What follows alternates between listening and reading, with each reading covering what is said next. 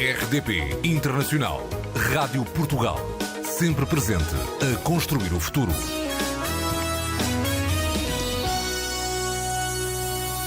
Germano Campos Entrevista.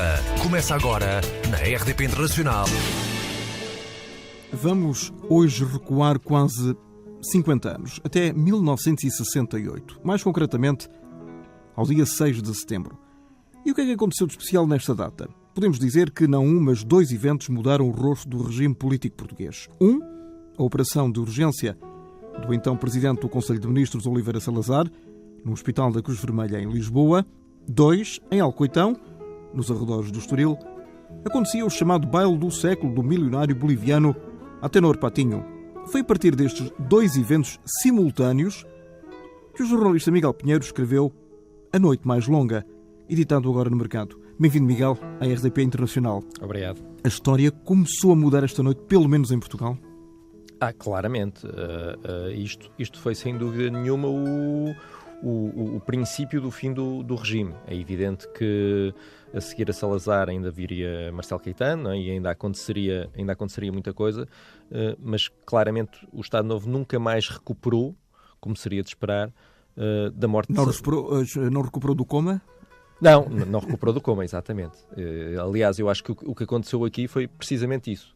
Foi o início de um longuíssimo coma do regime e que só terminaria 25 de abril de 74. Mas este foi o primeiro dia desse coma, sem dúvida. Sim. Qual dos dois eventos, se é que é possível perguntar, era o mais importante neste dia, concretamente? Bom, neste dia, se nos transportarmos para o dia, era sem dúvida a Festa Patino, porque quase ninguém sabia do outro. E, portanto, o país estava completamente concentrado numa festa absolutamente impensável para os padrões portugueses e mesmo para padrões internacionais.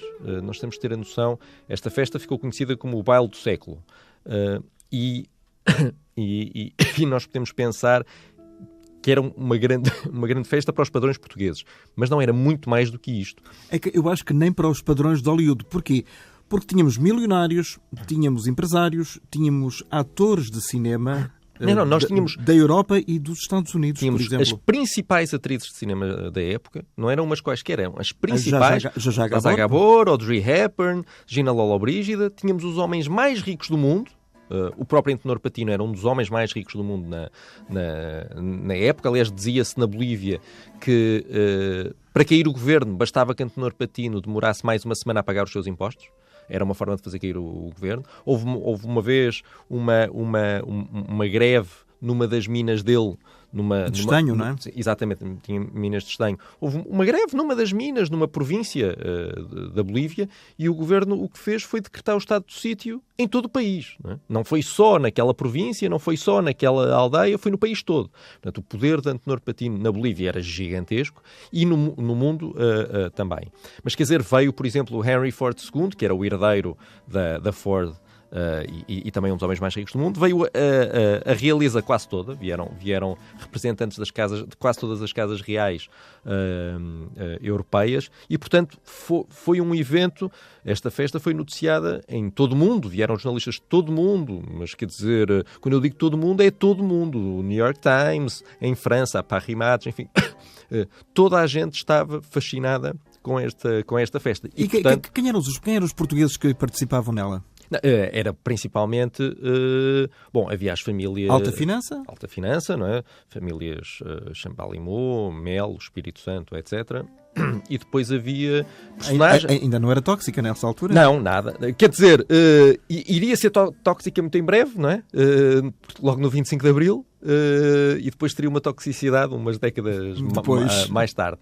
E depois estavam grandes figuras, não necessariamente pelo dinheiro, mas quer dizer, estava a Amália, por exemplo, Amália Rodrigues, que era a grande figura. Ela cantou ou não? Há notícia disso? Não, eu acho que ela aqui... Há quem diga que ela cantou uma música, mas há quem diga que ela cantou foi num jantar antes... Enfim, passaram-se 46 anos, não é? Aquilo era uma festa em que, para termos uma ideia, havia uma garrafa de champanhe para cada convidado. Foram E essas eram as contas. quantos? Que Patino foi 1.700. As contas andam entre as 1.500, 1.700 garrafas de champanhe, tirando tudo o resto, whisky, etc. Quer dizer, foi uma festa, não é? E depois foram também, e foram obviamente figuras ligadas ao regime, figuras políticas ligadas ao... Deputados, ministros... ministros, enfim... apesar de uma espécie de uma fátua de Salazar contra quem fosse à festa, ele tem uma expressão engraçada antes da festa, que foi que esperava não ter o desprazer de ver figuras do regime nas festas. Isto porque o país, nesta altura, estava já numa guerra em 3 frentes em África.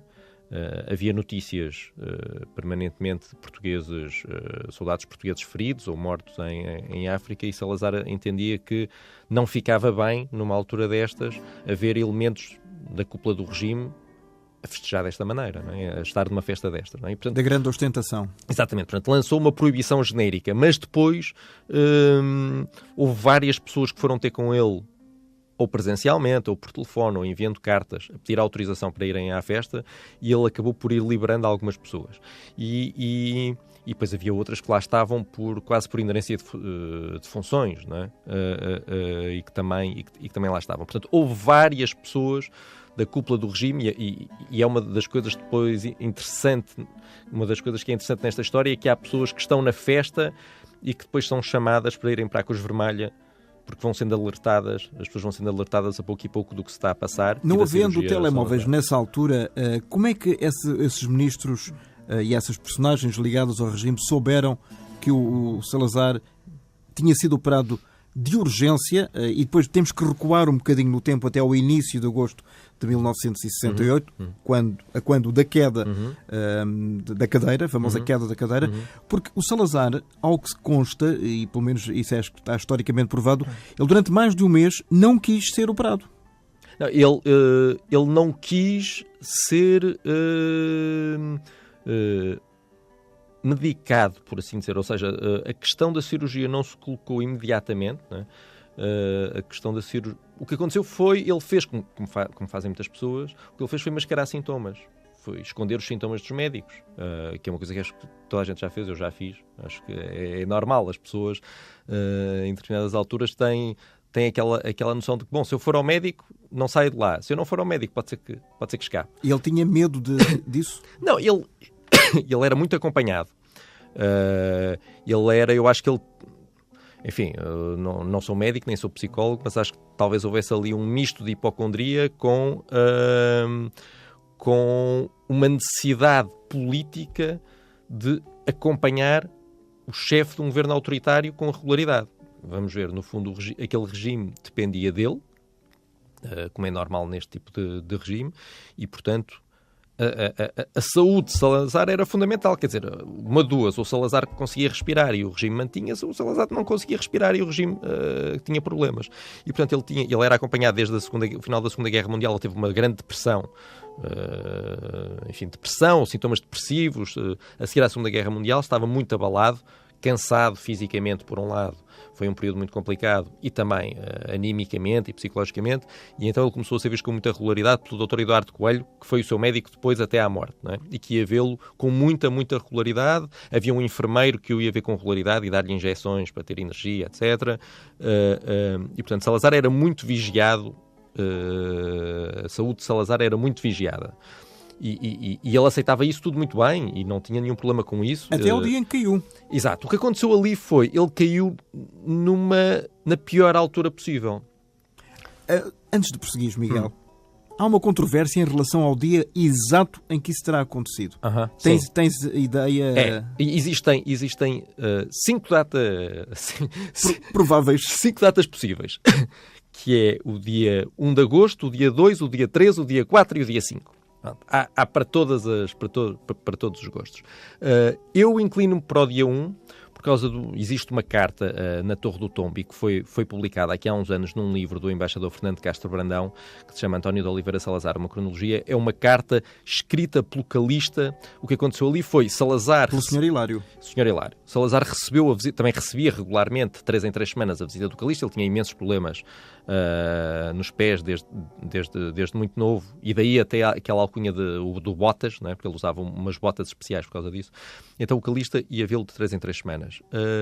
E foi vê-lo no começo de agosto, e foi durante a visita do Calista que Salazar caiu da cadeira. Bom.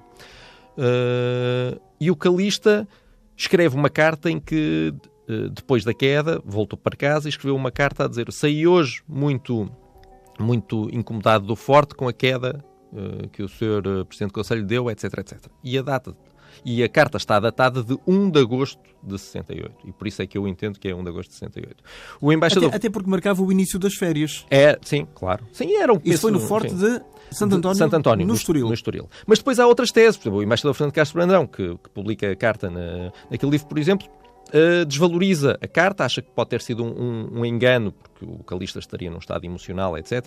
E valoriza muito uma indicação que existe no diário de Salazar. Salazar mantinha um diário, uma agenda, um diário onde punha marcava os seus compromissos, e no dia 2 de agosto está lá escrito Calista, Hilário, visita de Hilário, etc. E depois há teses para 3, 4 e 5. Enfim, há muitas teses, mas aqui o que é realmente interessante para mim é o facto de haver dúvida. Né? O facto de haver um mistério. E há um mistério porquê? Porque Salazar quis. Salazar caiu, o Calista estava lá e ajudou. Salazar pediu-lhe segredo. A governanta Dona Maria ouviu um barulho e veio ver o que é que se passava e também viu. E Salazar também lhe pediu segredo.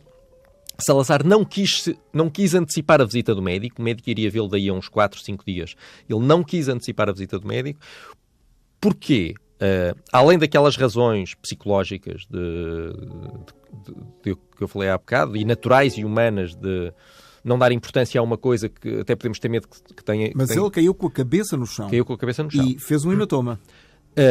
Na altura não sabia. Na altura não sabia. O que ele sabe é que caiu com a cabeça no chão. Pronto. E neste mês Salazar estava a acabar uma remodelação muito importante do governo. Foi a última remodelação que ele fez. Foi uma remodelação muito polémica, muito controversa. O Presidente da República não gostou de uma série de nomes que Salazar escolheu para o governo. Alguns dos seus principais conselheiros não gostaram dos nomes que Salazar escolheu para o governo. Mas foi um momento de uma enorme tensão. E a remodelação dá-se ali a meio do mês, não é? Portanto, quando Salazar cai, tem ainda muito trabalho para fazer. Portanto, Salazar cai, o médico acaba por ir vê-lo ao fim de uns dias e diz, tanto a Salazar como a Dona Maria, diz-lhes assim: bom, isto pode ter-se formado um hematoma, e atenção que Salazar tinha 79 anos nesta altura, não é? Pode ter-se formado um hematoma, portanto o que eu lhes peço é, estejam muito atentos aos sintomas. Os sintomas podem ser dificuldade em mexer, dor de cabeça, dificuldade em mexer, estejam atentos. Se houver alguma coisa, chamem-me imediatamente. Ele tinha umas férias marcadas em França, cancelou as férias, foi para alugou um quarto num hotel lá no Estoril, ao pé do Forte. E ficou à espera. E o que aconteceu foi que Salazar começou a ter esses sintomas, mas foi-os resolvendo com aspirinas, no fundo. O que ele fazia era, tinha uma dor de cabeça, pedia uma aspirina, etc. E o estado dele foi-se degradando imenso. Não é? Ao longo desse mês.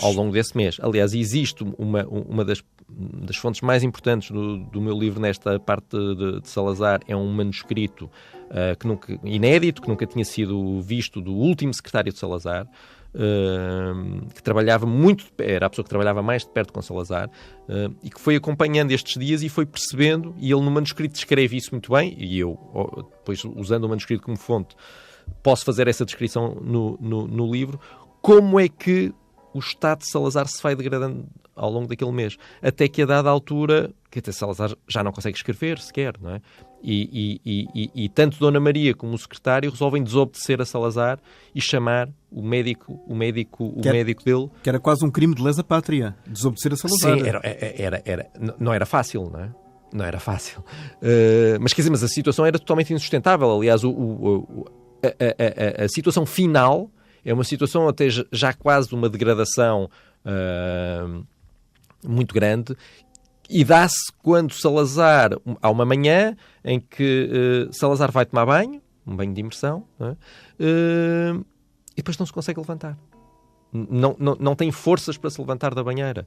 E então ele escoa a água da banheira, pega numa toalha para se tapar, chama a Dona Maria para o ajudar a levantar-se. Ela vê que não tem forças e sugere que se chame o secretário que estava na sala ao lado, e ele proíbe, diz que não. Então Dona Maria chama uma outra criada e as duas ajudam-no a levantar-se. Mas quer dizer, isto já era...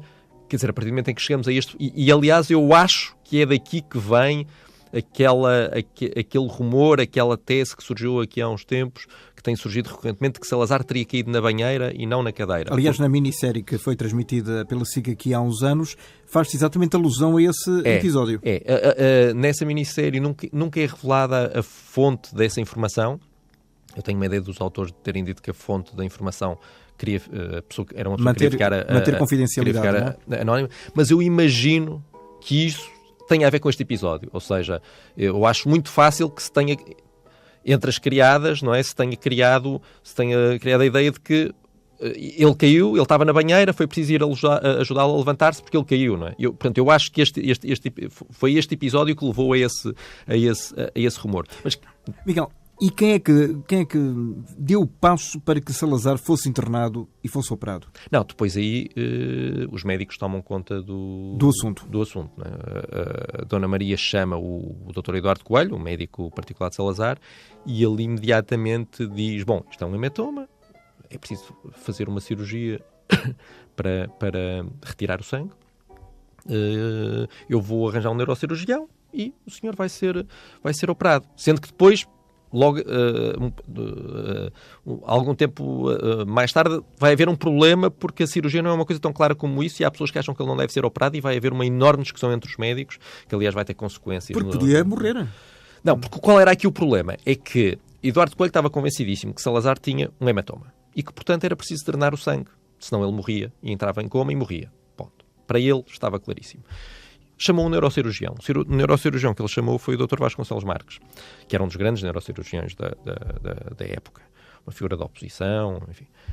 E Vasconcelos Marques achava que havia a possibilidade de Salazar não ter um hematoma, mas ter tido um AVC? Sim, uma espécie de um AVC, uma trombose, não é? E, portanto, se Salazar tivesse tido uma trombose, não havia razão nenhuma para operar. E a operação não iria fazer nada e, pelo contrário, seria um risco acrescido. Mais uma vez, Salazar tinha 79 anos. Aliás, inclusive foi chamado um médico americano para o auxiliar. Mais tarde.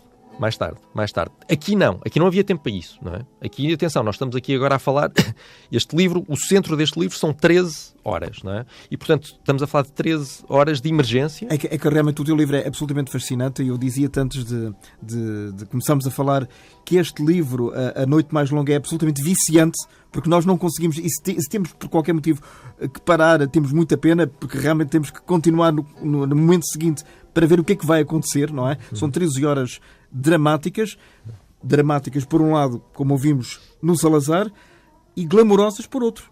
Sim, glamourosas ao mesmo tempo. Mas só para terminar aqui, não dava para chamar ninguém e há uma guerra entre dois médicos, uma discussão violentíssima, mas muito violenta mesmo, no corredor da Cruz Vermelha, entre os dois médicos.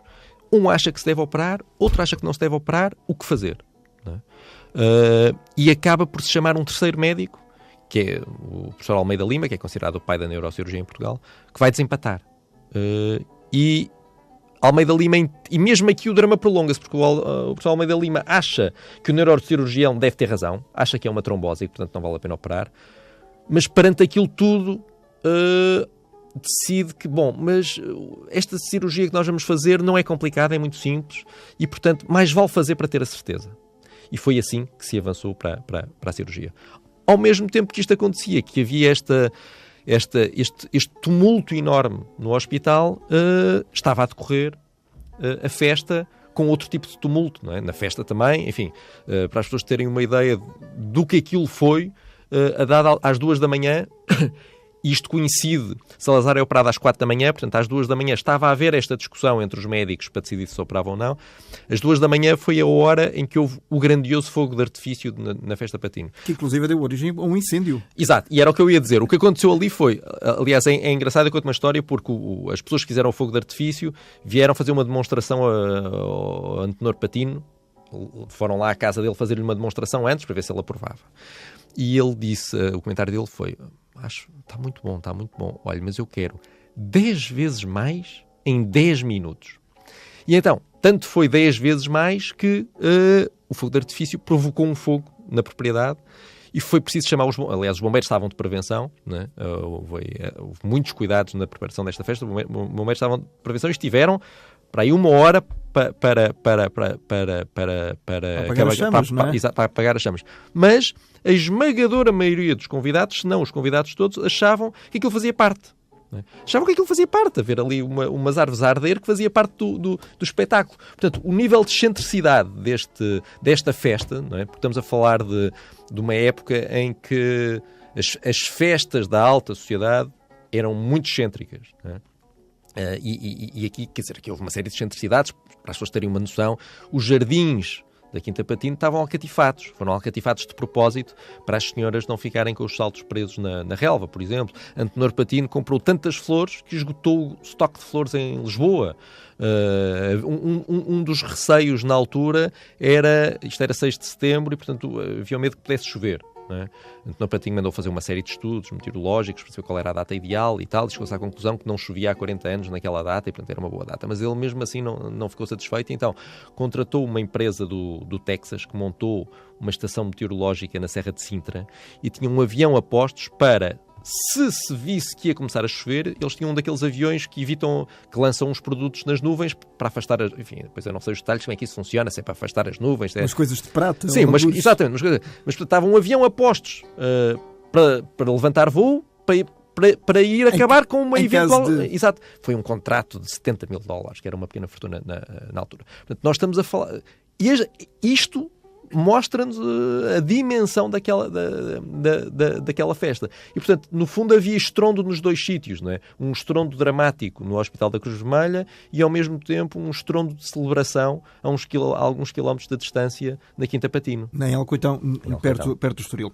Agora convidava-te, Miguel, e aos nossos ouvintes, irmos também a setembro de 68, ao dia 18 de setembro, portanto, uns dias mais tarde, ouvir, então, um boletim médico que foi, não sei se tu tens este registro. Vamos ouvir esse boletim médico neste original. 18 de setembro de 1968. Texto do médico americano. O presidente do Conselho está gravemente doente. Como consequência de uma queda ligeira, algumas semanas antes, desenvolveu-se um hematoma subdural, cujos sintomas, como é frequente, só se manifestaram passado esse período. Um dia depois do aparecimento das primeiras manifestações patológicas, foi feito o diagnóstico do hematoma e a sua localização e realizado o tratamento cirúrgico apropriado. O presidente teve uma recuperação notável e 2 dias depois da operação os sintomas tinham desaparecido, a ponto de se poder considerar em vias de atingir o seu estado normal. Infelizmente, o regresso às suas atividades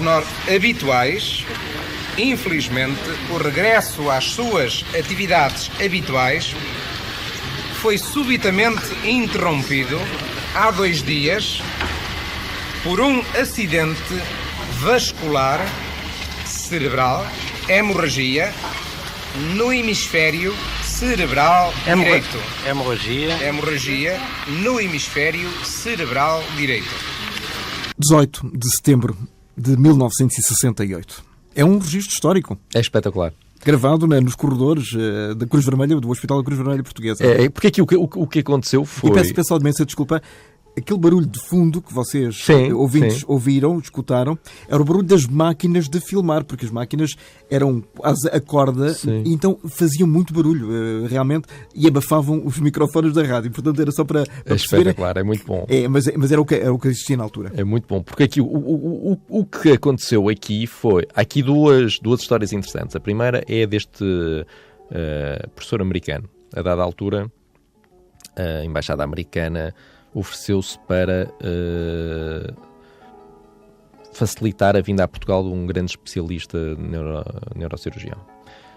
E depois há uma escola que diz que era o professor Houston Merritt, que diz que ele, no fundo, o que ele vinha era perceber o que é que estava a passar para informar a CIA. Pronto, basicamente. Não é? Porque alguma coisa havia de mudar. Não, porque, vamos ver, nós estamos aqui numa... Compreende-se, não é? Primeiro, Portugal, mais uma vez, na altura existia... as colónias, ou as províncias ultramarinas, não é? Havia uma guerra, 3 frentes de guerra. Portugal era o que acontecesse ao regime em Portugal não era um detalhe, não é? Tinha consequências enormes em termos geopolíticos. E nós estávamos aqui num impasse, porque Salazar de facto recupera muito bem da cirurgia e depois tem um AVC no outro lado do cérebro, não teve nada a ver com a cirurgia. Ele foi operado ao lado esquerdo e a hemorragia, e o AVC, como acabámos de ouvir, foi no lado direito. Depois colocou-se a dúvida, mas como é que é? Salazar continua ou não continua? Se Salazar não continua, o que é que acontece? Há uma sublevação? O regime temia que a oposição estivesse preparada para a morte de Salazar e para fazer uma sublevação. Ou o regime mantém-se? E mantém-se com quem? E quando? Quando é que é feita a mudança? Quando é que Salazar deixa de ser Presidente do Conselho? Bom, havia tudo isto. E, portanto, é normal que os Estados Unidos quisessem saber, afinal, o que é que se passa? Salazar consegue regressar ou não consegue? Vai morrer? Vai viver? Então vem este professor americano. Que faz uma série de... Fala com Salazar, enfim, aliás tem uma série de conversas provocatórias da parte de Salazar. Salazar recebe-o com imensas provocações. E ele acaba por sair com uma declaração de confiança nos médicos portugueses, etc. Agora, este AVC é que foi fatal, não é? A partir daqui é que já realmente a recuperação de Salazar estava a ser... E foi a partir desta altura, Miguel, e corrijo-me se eu estiver errado, que o Governo e o Presidente da República, Américo Tomás, decidiu que Salazar não estaria mais em condições de continuar à frente do Conselho de Ministros e substituindo por Marcelo Caetano. Exatamente. Depois, sem nunca Salazar se aperceber disso. Sim. Depois o que acontece é... há aqui dois História pontos. trágico-cómica. Exatamente. Há aqui 2 pontos diferentes. O primeiro é a hesitação, até certo ponto compreensível, de Américo Tomás. Quer dizer, é evidente que se Américo Tomás... Vamos imaginar isto. Américo Tomás... há pessoas a dizerem que Salazar vai conseguir recuperar, outras a dizerem que não, uns a dizer que ele vai morrer, outros a dizer que ele vai viver.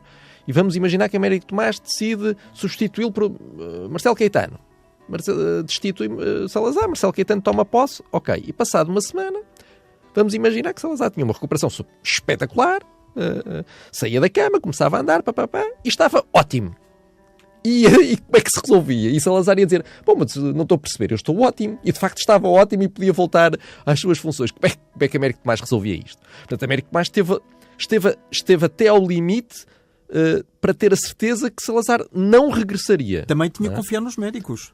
Sim, mas o problema é que também os médicos... Depois houve uma divisão entre os médicos.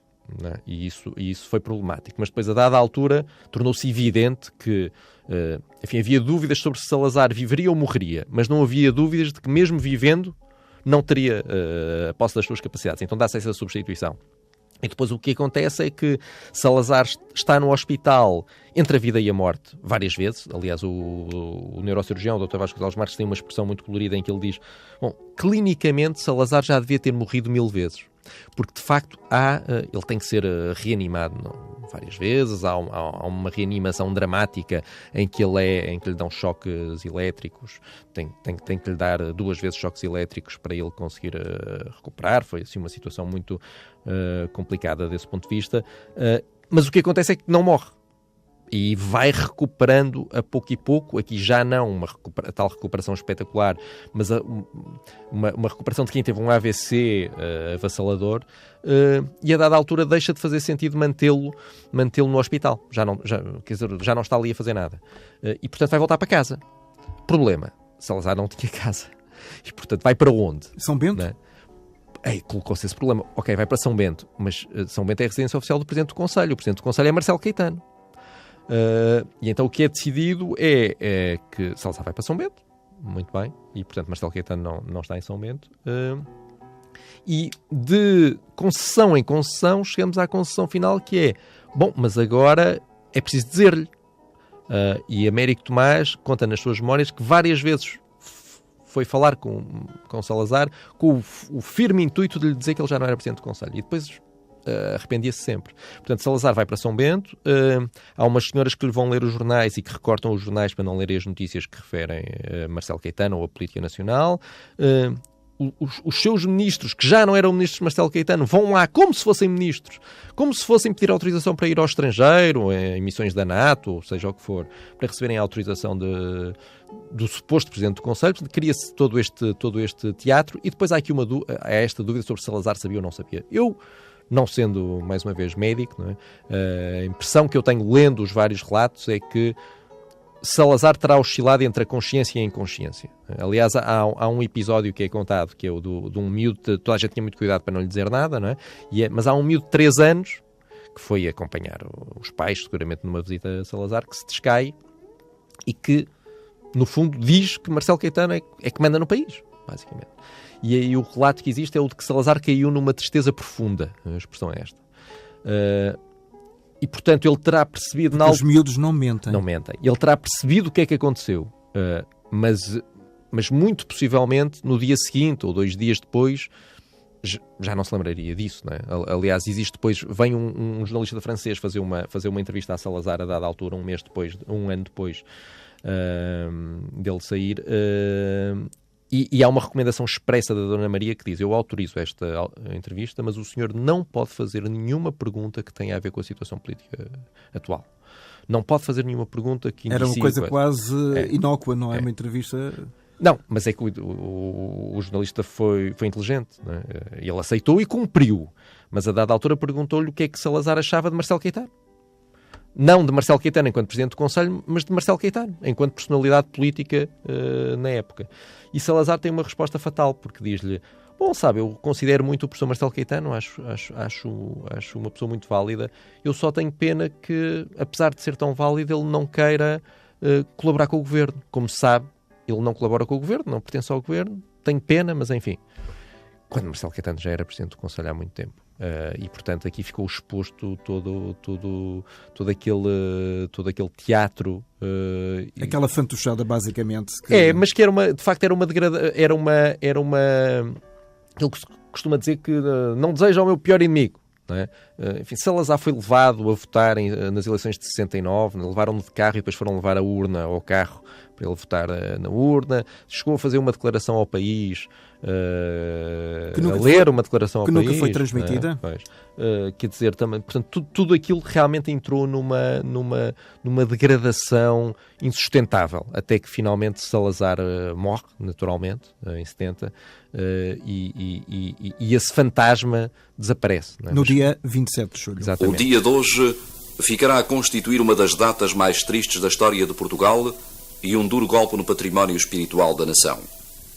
Morreu o professor António de Oliveira Salazar, que foi presidente do Conselho de Ministros português durante mais de 36 anos, até ao verão de 1968. Assim se apagou uma preciosa vida humana, governante de gênio, cuja biografia imperecível se notabilizou pela dedicação total a Deus e à pátria e pelo profundo labor intelectual que repercutiu pelo mundo.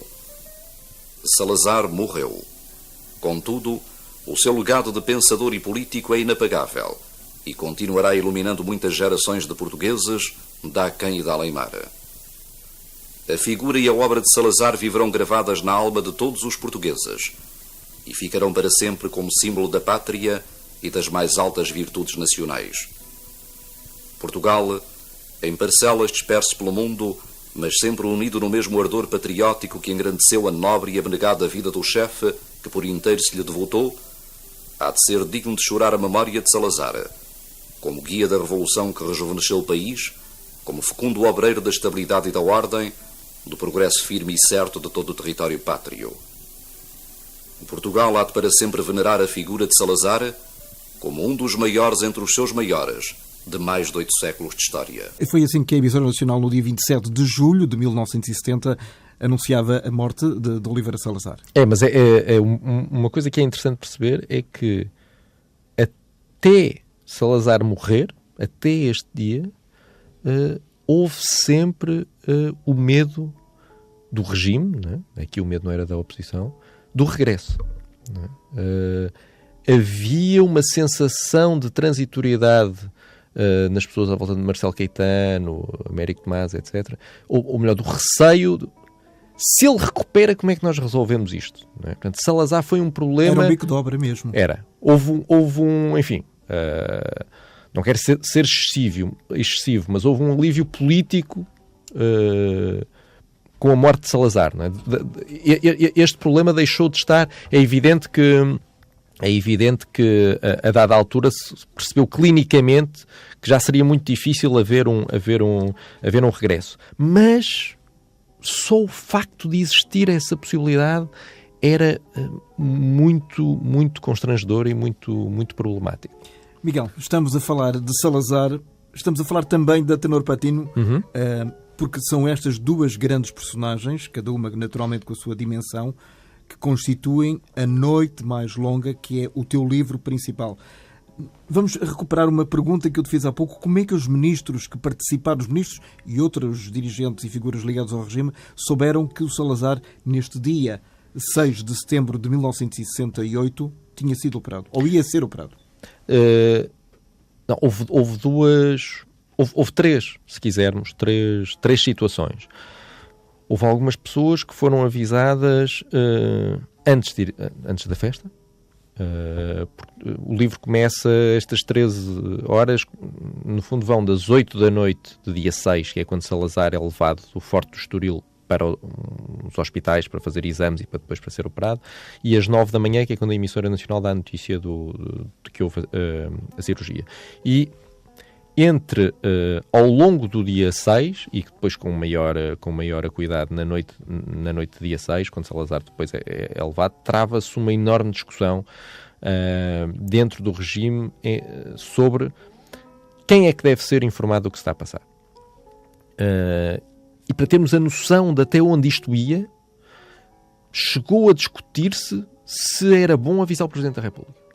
Houve pessoas que disseram: eu não tenho confiança na Presidência da República, não é no Presidente da República, mas na Presidência da República, acho que não devemos avisar. E demorou algum tempo até perceberem o óbvio, que é evidente que o Presidente da República tinha que ser avisado. Quer dizer, como é que passa pela cabeça de alguém não avisar? Mas houve esta discussão. E há uma outra situação em que como eu disse há bocado, o regime temia que houvesse já um plano insurrecional pronto da parte da oposição para, logo que houvesse a morte de Salazar ou a iminência da morte de Salazar, haver uma insurreição em Portugal continental e nas colónias. E então é chamado o Ministro da Defesa para pôr de prontidão as Forças Armadas nas colónias e também cá, e é chamado o Diretor da PIDE, Silva Paz, para se prepararem também as coisas. Mas, detalhe interessante, não é chamado o Ministro do Interior. Ou seja, o Ministro do Interior, que tutela diretamente o Diretor da PIDE, não é informado, mas o seu subordinado, o Diretor da PIDE, é. E isto é discutido entre as pessoas que estão no Forte. É discutido. Bom, há quem diga, estamos a dar um salto hierárquico, isto é um problema. E, quer dizer, no Estado Novo estes formalismos eram importantes. Estamos aqui, no Estado Novo e mesmo e sem ser no Estado Novo, não é? Isto é muito importante, não é? Alguém chamou a atenção, nós estamos a dar aqui um salto hierárquico, nós estamos a avisar o Diretor da PIDE, e como é que é? Ele agora vai se ele receber um telefonema por causa de outra coisa qualquer do Ministro do Interior, mente? A dizer que não sabe? Sim, não lhe digo, quer dizer, bom. E, portanto, havia esta discussão. Quem é que pode saber? Quem é que deve saber? Quando é que deve saber? E, portanto, depois começou a alargar-se o círculo. Portanto, houve algumas pessoas que souberam antes. Houve pessoas que souberam durante no final da festa. Não é? Porque Terminou a que horas? muito tarde. A festa terminou... Quando se sabe, quando é feita a comunicação da emissora nacional às 9 da manhã, ainda há convidados na festa. No fundo, a festa prolonga-se a dada altura... Bom, a festa houve um jantar, uma refeição tardia, etc. Depois foi construída uma gruta de propósito, não é? Foi construída uma gruta, escavada uma gruta para servir de boate. Para percebermos a dimensão disto, não é? Foi escavada uma gruta na propriedade para servir de boate para aquela noite. Que ainda existe ou não? Bom, eu não sei agora... A Quinta Patino, com este nome, ainda lá está, em Alcoitão. Sim, porque aquilo depois foi vendido, agora aquilo agora é um condomínio, não é? É um condomínio, sim. Mas o Patinho chegou a estar lá sepultado. Sim, ele morreu e foi lá sepultado, porque havia lá uma igreja... enfim, houve aqui uma série de... Ele desmantelou uma igreja no norte do país e trouxe a pedra a pedra para cá e montou... No norte do país? Da Bolívia? Lá. Não, de Portugal. De Portugal. E montou-a cá e ele estava numa cripta lá na igreja, mas quando é vendida a propriedade, julgo que na altura ao grupo PES, depois para se fazer uma exploração imobiliária, ele...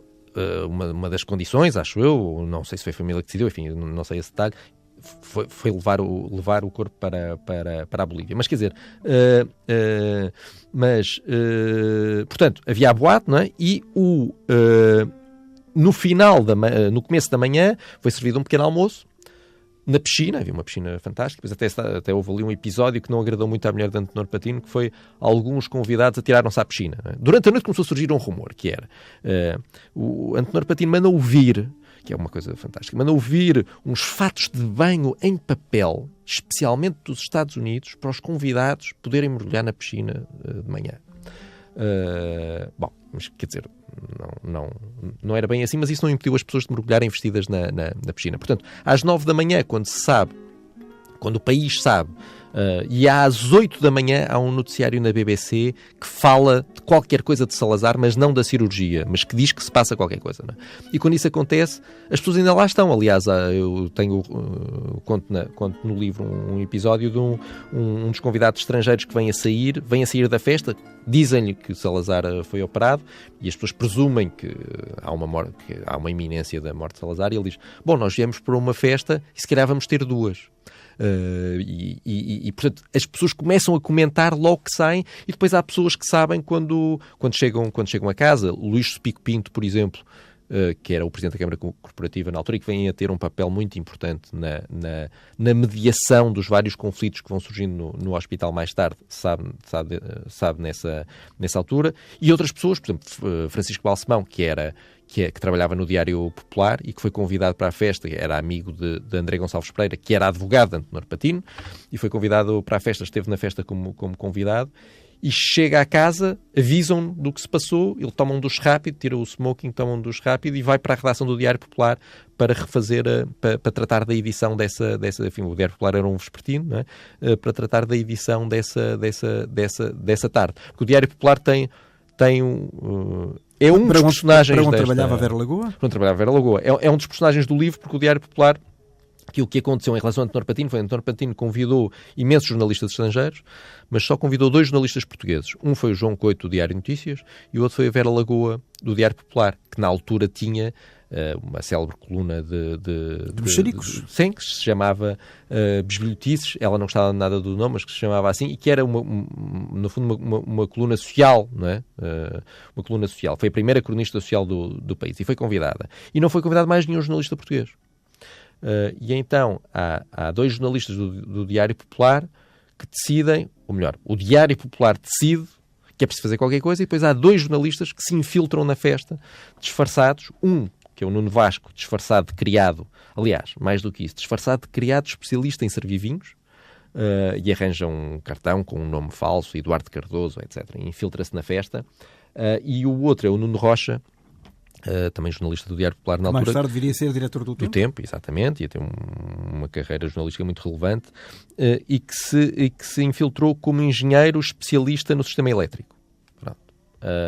E depois há um terceiro jornalista que se infiltra com a ajuda da Gina Lollobrigida, que é um italiano, um fotojornalista italiano chamado Dante Vacchi, e que vai disfarçado de motorista da Gina Lollobrigida. A Gina Lollobrigida leva a máquina fotográfica dele debaixo da sua estola e lá dentro, com a cobertura física do Nuno Rocha, que se põe à frente deles, passa a máquina fotográfica ao Dante Vacchi e ele tira uma...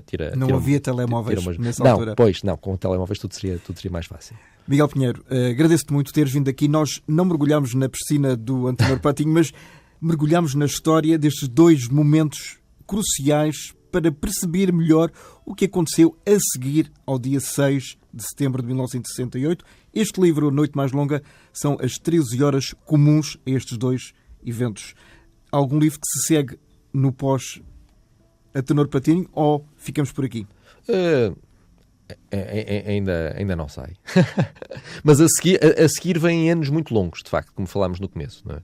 Aqueles anos acho que é uma boa imagem da coma do regime, de facto. Vamos aguardar. Miguel, muito obrigado. Obrigado, e até à próxima. Muito obrigado. Siga-nos em www.facebook.com/RDP Internacional.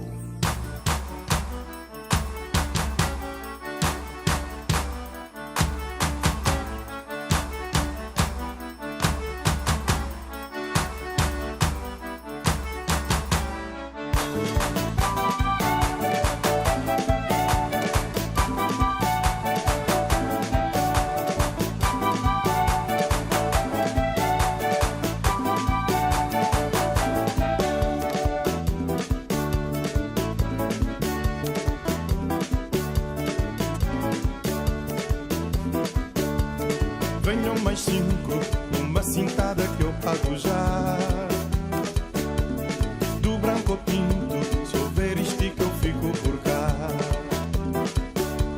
Se tem uma pinta, dá-lhe uma pique e põe-na a andar. De espada à cinta, já que ele quer rei da quem dá de mar. Não me obriguem a vir para a rua gritar. Já tempo de embalar a trouxa e zarpar.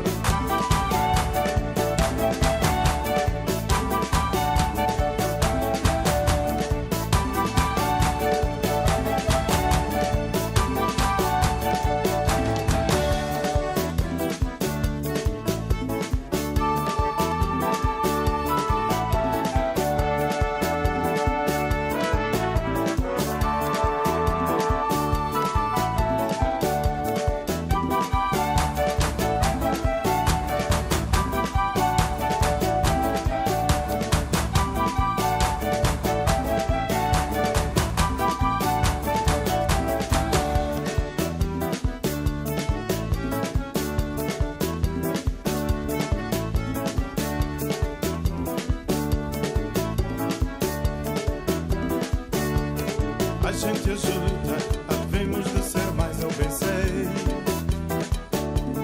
Mas há quem queira deitar abaixo que eu levantei. A luz é dura, mas dura é a razão que assustei. Só nesta rusga não há lugar para os filhos da mãe. Não me obriguem a vir para a rua gritar. Já tempo de embalar a trouxa e zarpar.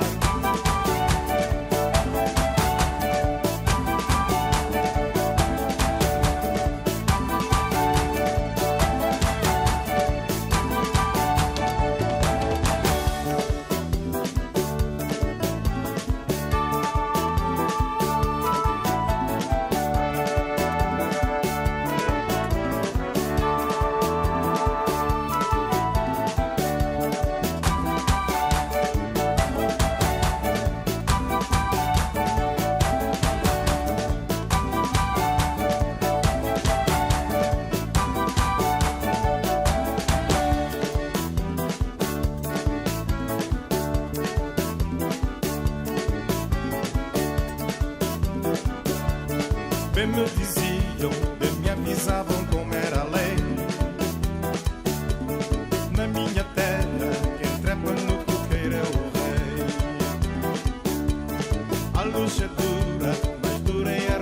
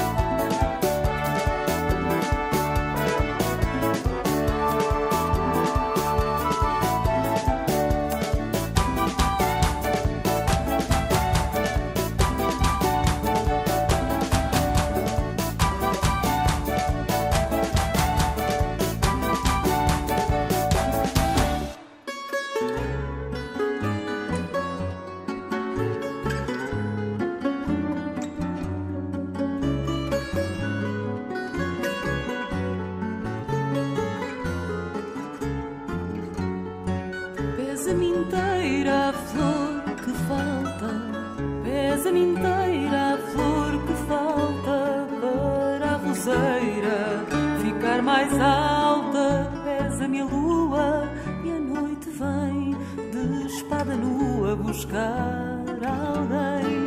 Pesa-me a lua e a noite vem de espada nua buscar alguém.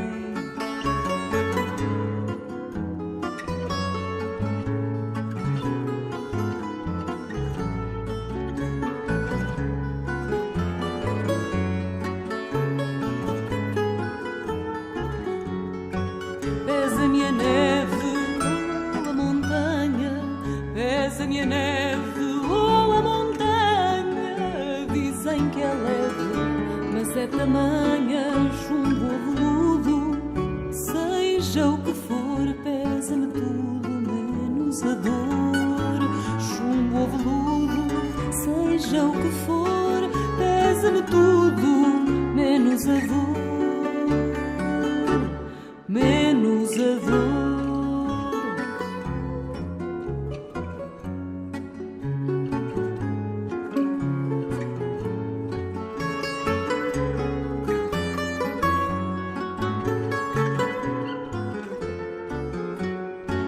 Pesa-me a neve ou a montanha, pesa-me a neve ou a montanha. Dizem que é leve, mas é tamanha. Chumbo ou veludo, seja o que for, pesa-me tudo menos a dor. Chumbo ou veludo, seja o que for, pesa-me tudo menos a dor.